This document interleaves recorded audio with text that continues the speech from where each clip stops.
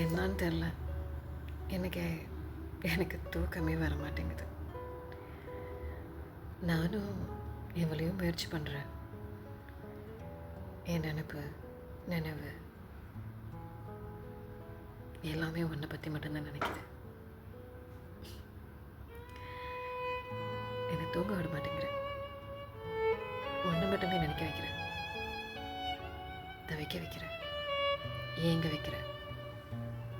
ஏன் இப்படி பண்ணுற? இப்போ நான் என்ன பண்ணணும்?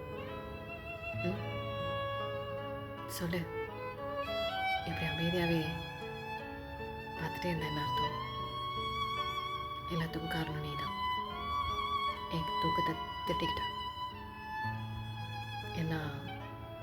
என்னமோ பண்ணிட்டேன்.